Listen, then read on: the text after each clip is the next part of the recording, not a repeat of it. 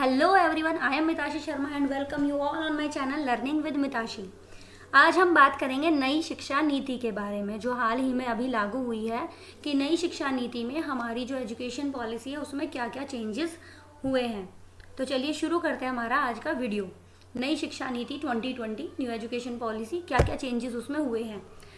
1986 में जो लागू हुई थी नीति, ये उसके बाद अब चेंज हुई है। अब 34 साल बाद दूसरी शिक्षा नीति जो है ये लागू हुई है। अब से पहले जो हुई थी, जो नई शिक्षा नीति थी, वो 1986 में लागू हो चुकी थी और अब 34 साल बाद शिक्षा के क्षेत्र में फिर से बदलाव किया गया है।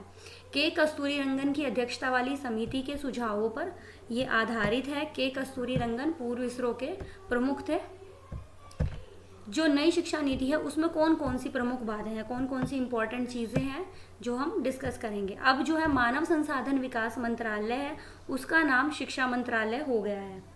जो पहले मानव संसाधन विकास मंत्रालय था, यानी कि जो रमेश पोखरियाल निशंक जी हैं वो अब हमारे मानव संसाधन विकास मंत्री नहीं, शिक्षा मंत्री हैं।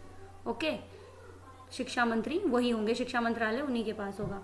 10+2 का जो फॉर्मेट है वो अब खत्म कर दिया गया है। 10+2 का कोई फॉर्मेट नहीं होगा, अब होगा 5+3+3+4 का फॉर्मेट। इसका क्या मतलब है? 5 ईयर यानी कि फाउंडेशन के, nursery plus KG, upper KG, class first and second. फिर है आपका प्राथमिक क्लास, जो प्राइमरी लेवल होगा वो क्लास 3, 4 और 5।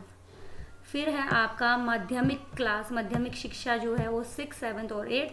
और सेकेंडरी स्टेज पे आपका 9th, 10th, 11th और 12th। ये चारों एक ही सेमेस्टर में, इनके सेमेस्टर वाइज एग्जाम होंगे। बोर्ड एग्जाम जो होंगे सेमेस्टर वाइज होंगे।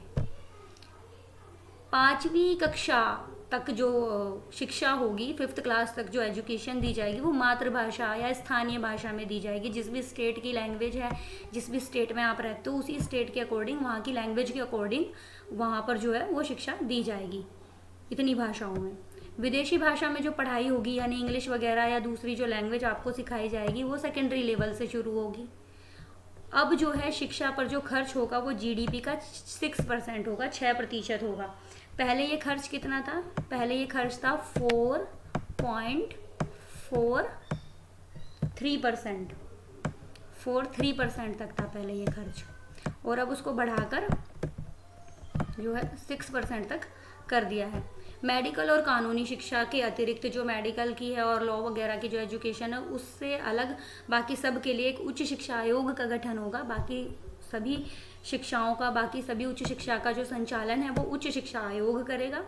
2030 तक इस शिक्षा नीति में जो लक्ष्य रखे गए हैं, 2030 तक 100% और उच्च शिक्षा में 2035 तक 50% तक प्रवेश दर निर्धारित की गई है।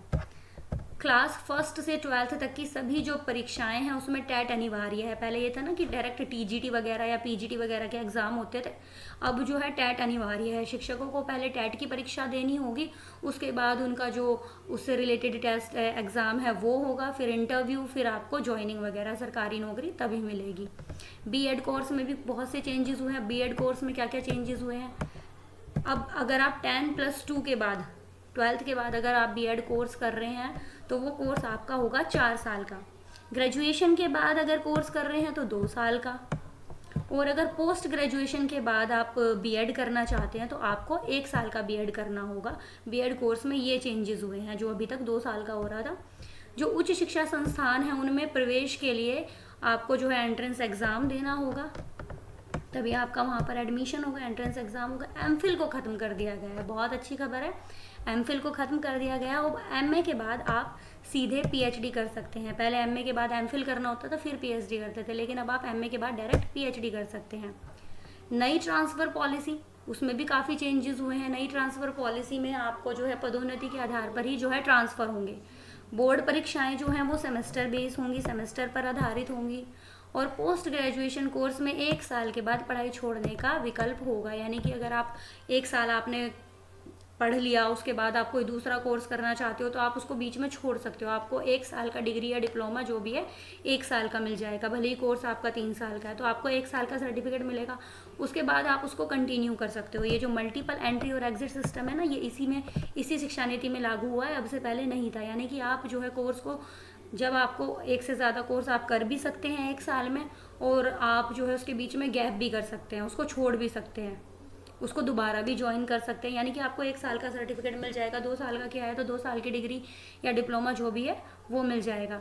तो नई शिक्षा नीति में फ़िलहाल इतना ही।